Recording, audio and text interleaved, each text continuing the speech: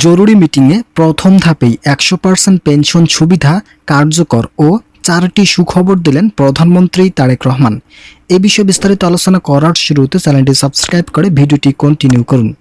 আজ প্রধানমন্ত্রী তারেক রহমান শতভাগ পেনশন সুবিধা নির্ধারণ করে সরকারি চাকরিজীবীদের জন্য ৪টি সুখবরের ঘোষণা দিলেন।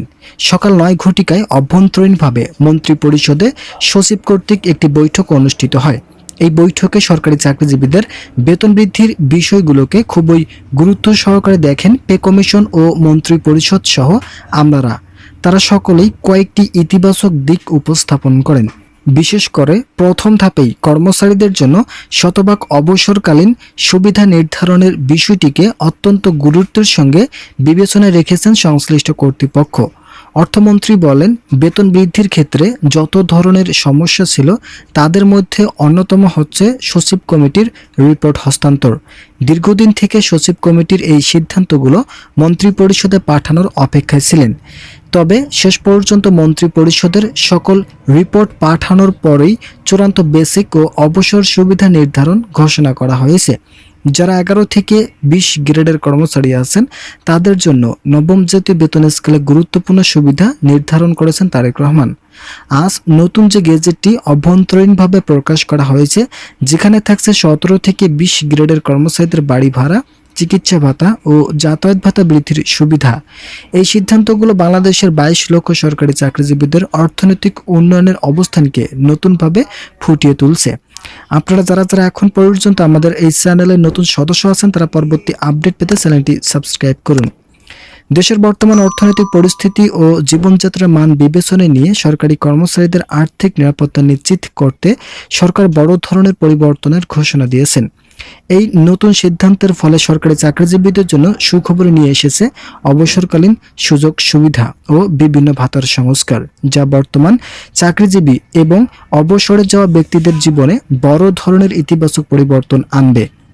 প্রথম ও সবচেয়ে গুরুত্বপূর্ণ খবরটি হলো, এখন থেকে অবসরে যাওয়ার সময় পেনশনের ১০০% সুবিধা কার্যকর করা হবে।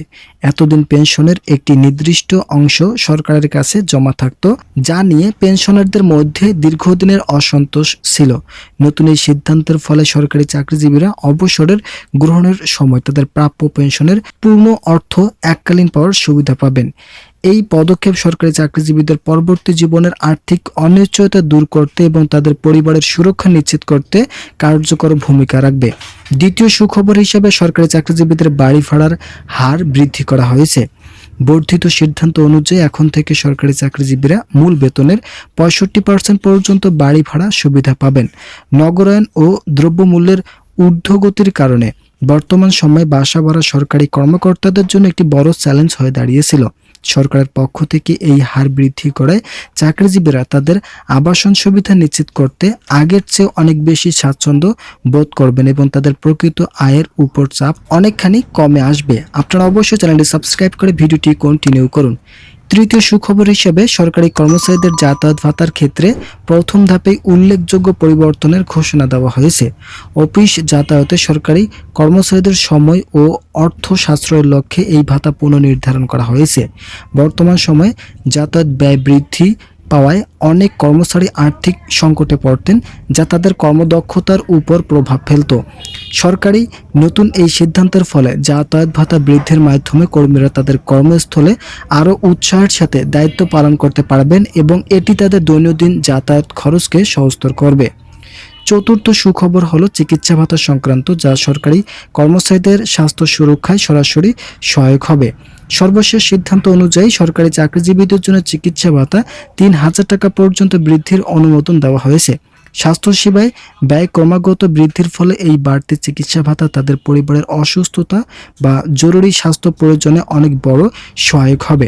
সরকারের এই সময়োপযোগী সিদ্ধান্তটি সরকারি কর্মচারীদের স্বাস্থ্য ঝুঁকি মোকাবেলায় একটি শক্ত ভিত্তি প্রদান করবে। পরিশেষে প্রধানমন্ত্রী তারেক রহমানের নির্দেশে গৃহীত এই ৪টি গুরুত্বপূর্ণ সিদ্ধান্ত সরকারি চাকরিজীবীদের জীবনযাত্রার মানে এক নতুন গতির সঞ্চার করবে। এই নীতিমালা বাস্তবায়নে সরকারি খাতে কাজের পরিবেশকে আরও সমৃদ্ধ করবে এবং মেধা ও যোগ্যতা সম্পন্ন তরুণদের সরকারি চাকরিতে উৎসাহিত করবে। সরকারি কর্মচারীদের দীর্ঘদিনের প্রত্যাশা পূরণ এবং তাদের প্রাপ্য সুযোগ সুবিধা নিশ্চিত করার এই উদ্যোগ দেশের প্রশাসনিক কাঠামোকে আরও গতিশীল ও জনকল্যাণমুখী করে তুলবে বলে আশা করা যাচ্ছে। মোট কথা, সরকারি চাকরিজীবীদের জন্য ইতিমধ্যে যে সিদ্ধান্তগুলো নেওয়া হয়েছে, এই সিদ্ধান্তে বাসা ভাড়া থেকে শুরু করে চিকিৎসা ভাতা এবং অন্যান্য সুযোগ সুবিধা সংযোজন করা হয়েছে।